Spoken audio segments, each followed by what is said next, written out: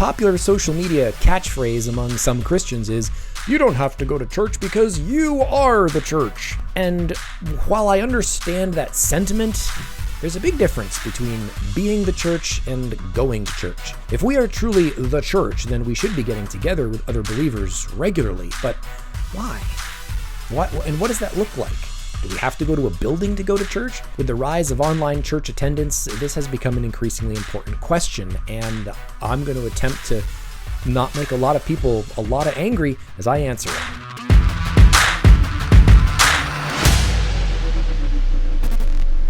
Hey everybody, Jake here. Welcome to Rogue Nation, where I aim to help Christians think about their faith in easy to understand ways and hopefully provide some insights into our beliefs for those who may be curious or want to kill us. That's a growing possibility these days. In this series called 20 Questions, I'm breaking down 20 of the most essential questions that Christians should have an answer for. So, okay, church attendance. It's not pretty. The statistics of church attendance among Christians in the U.S. It could be worse, but it hasn't been great either over the last 70 years or so. According to a recent Pew Research Center survey, only about 62% of Americans who say they're Christians attend religious services at least once or twice a month. Although that's the same number reported in 2009, the survey indicates that the overall rate of church attendance has declined. The same survey indicated that 65% of American adults described themselves as Christian, which is down 12 percentage points over the past decade. Data from Lifeway Research, Church Track, and Gallup indicate pretty much the same thing. Aaron Earls of Lifeway Research said the U.S. population as a whole, and almost all faith groups specifically, are seeing less attendance compared to the turn of the century. Around the year 2000, 42% of Americans attended religious services weekly, or nearly every week. That fell to 38% after 2010, and now 30% in the most recent studies. The struggle of getting Christians to go to church isn't a new problem. Since the beginning of Christianity, the early leaders had to challenge believers in this area. It's why Hebrews 10:25 says, "Do not give up meeting together, as some are in the habit of doing, but encourage one another, and all the more as you see the day approaching." Point number 1. What is the church? Do you go to church? Well, where do you go to church? What's your church called? We ask those types of questions as much as we ask, what do you do for work? How about them Yankees? How much does Disney Star Wars suck in your opinion? But these questions portray a really flawed understanding of what exactly a church is. I mean, sometimes, let's talk about church. What church we go to, why we go to it. For my wife and I, we have young kids, and so it was very important to us that a church have a great kids program. For other people, like new Christians, they might need a church with a pastor who doesn't spend a lot of time dissecting Greek and Hebrew words. But every church is different, and every person's needs are different. So by all means, discuss churches as needed. But be careful you don't talk about churches as though that is the church. As you read the New Testament, you find several metaphors that are used for the church, and they all have a common theme. See if you can spot it. Romans 12 and 1 Corinthians 12 can call it a body. Ephesians 5 and Revelation 19 use the metaphor of the bride of Christ, a flock of sheep that need to be shepherded. It's also referred to as a family into which we have been adopted. How people of the church are to relate to each other is as brothers and sisters in Christ. What do these biblical metaphors have in common? They're describing the church, but not as a place that you go to, but rather a people whom you are, a family. A family isn't something that you go to. A family is something you're a part of, whether you're gathered on the couch in a building or out and about in the world. So the question shouldn't be, should I go to a certain building on a certain day of the week to worship God? The question should be, am I meeting with members of my family? And that leads me into point number 2, the importance of meeting with your family. We cannot be the church if we don't go to church. Not fully, anyways. A single individual Christian is not the church. We are a part of the church, but to go to church means to regularly, note that word, regularly, I'll come back to that in a moment, meet with other believers. The church, by its very nature, means multiple believers. Matthew 18:20 says, "For where 2 or 3 are gathered in my name, there I am with them." Jesus said he is there and among the gathered. These are 3 words relating to physical space.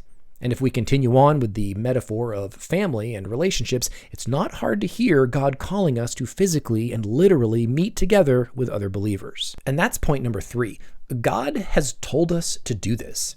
Hebrews 10:25, I quoted it already, but it says, "Do not give up meeting together, as some are in the habit of doing." A practical reason for why we should do this is given in the previous verse. "And let us consider how we may spur one another on toward love and good deeds." Growing in our faith is greatly influenced by having good Christian examples around us.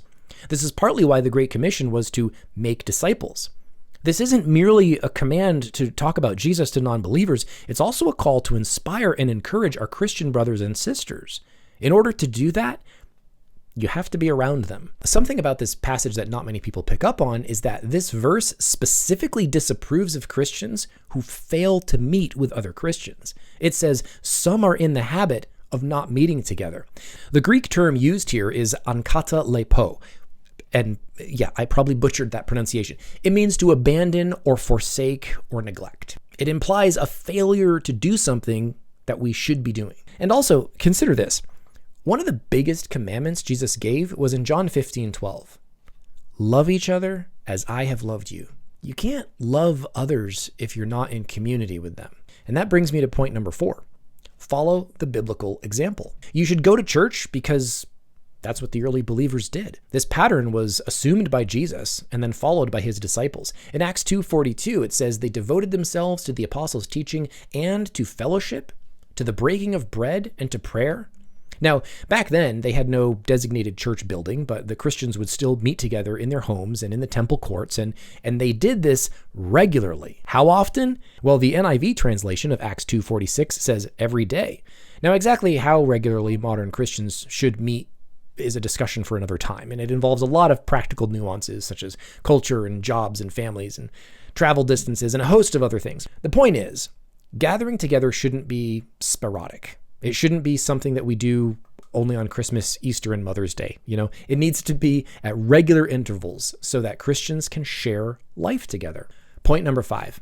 Be the blessing that you are meant to be. A believer will never reach full spiritual maturity without having an outlet for his or her gifts. And we all need the assistance and encouragement of other believers to do that. It's not enough to just attend a church and get fed spiritually by those around us.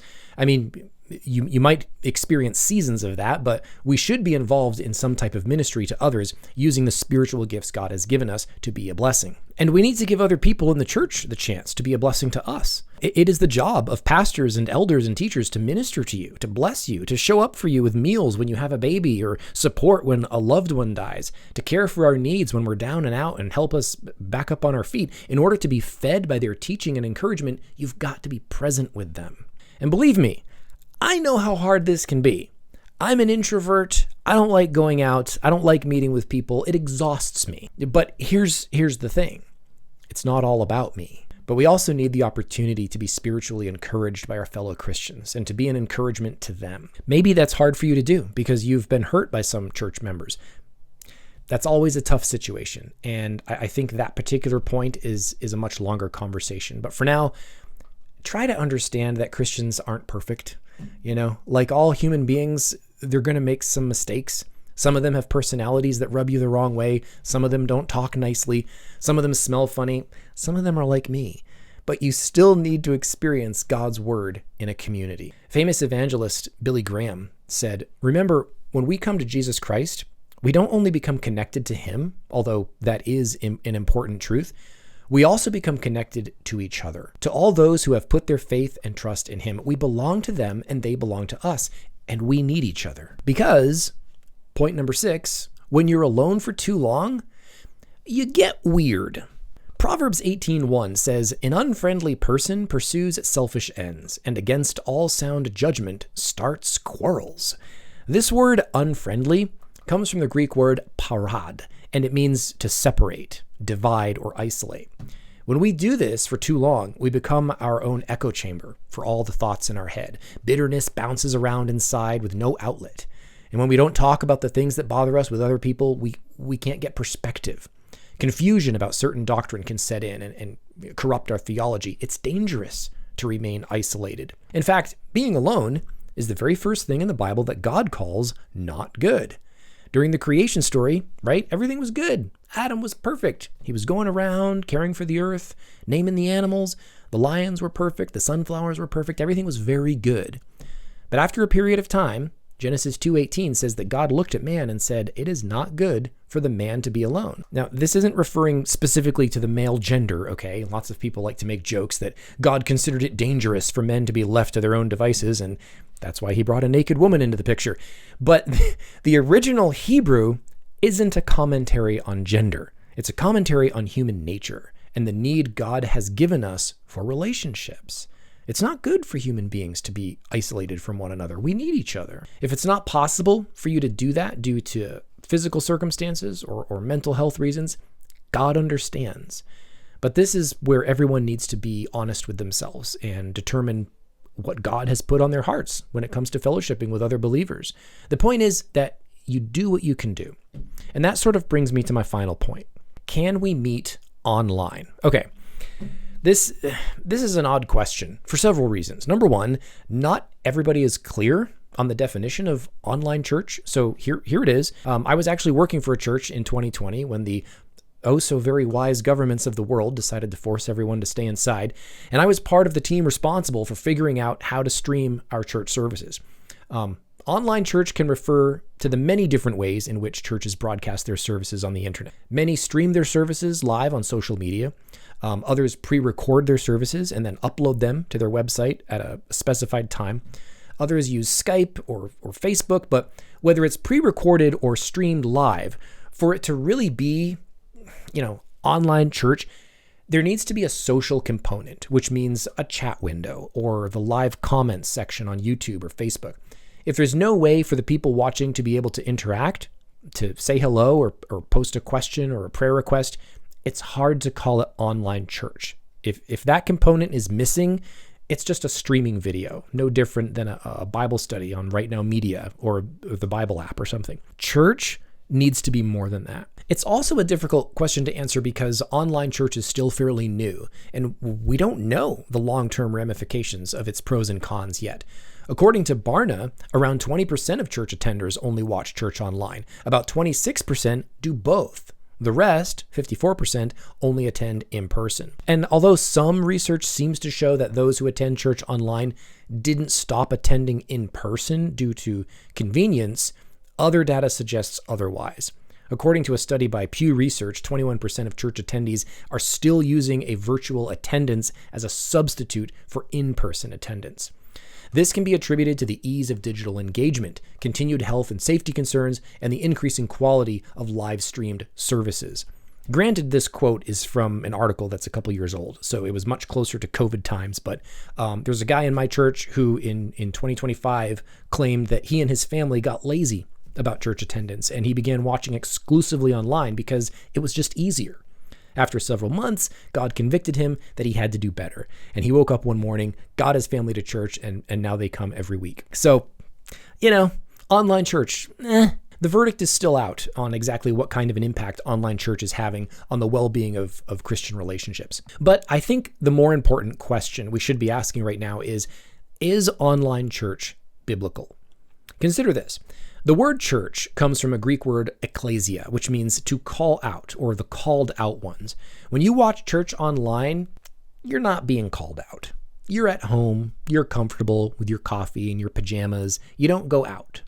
Billy Graham once said, "I'm convinced that the single greatest need in most churches today is spiritual revival, for a renewed commitment to Jesus Christ and a greater desire to do his will, regardless of the cost. When we are concerned only for ourselves, our lives and our churches will grow cold and stagnate. But when we become burdened over a world that has lost its way, then God can begin to use us." Spiritual revival is needed. Yeah, and spiritual revival is never comfortable or convenient, and it's not likely going to happen watching church from your kitchen table over your morning coffee. Look, I'm not saying online church doesn't have its place. It's definitely helped a lot of people during the global shutdown. My wife and I serve in the kids ministry at our church once a month, and on those days where we don't get to sit in church, we watch online. If people are sick and they need to stay home, it's awesome that churches have a streaming option available. For the elderly, being able to watch church from their homes or their care center is something many of them have never been able to do before, so that's great.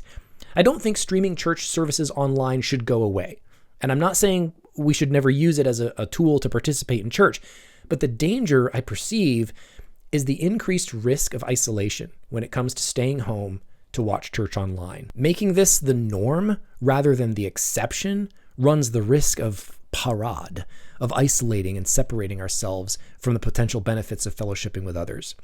Based on the other scriptures I've looked at in this video, I think it's biblical to say that Christians have a responsibility to one another to meet in person for Christian fellowship. You can't be someone's shoulder to lean on if you're not there. Now, maybe you work on Sundays and you can't go to church, but maybe you can go to the midweek Bible study or something like that. Okay, let me wrap this up. Why does it matter that Christians go to church? Well, like I've been saying, it's not about going to a physical building. However, the standard practice since the first century has been to meet in a building with other believers. The danger is when Christians stop seeing themselves as the church and instead see the church as a place that they go to. When I separate church into something that I just go to, I no longer see myself as part of the church. This is not biblical, and it can lead someone toward Christian consumerism, where the church exists to serve me and meet my needs and preferences. When we start saying things like, the message didn't really speak to me today, I didn't really like the worship, I wasn't feeling it. Since when was worship about you? The church is us, but it's not about us. And when we fail to meet with our brothers and sisters, when we fail to do what God has clearly told us to do, when we're not following the biblical model, when we're isolating and not getting blessed or being blessed, we're missing out on what God has designed. Guys, this is Rogue Nation, where I hope to help make the Christian faith a little easier for Christians and non-Christians to understand. Please hit that like button, maybe consider subscribing, and thanks for watching. Until next time.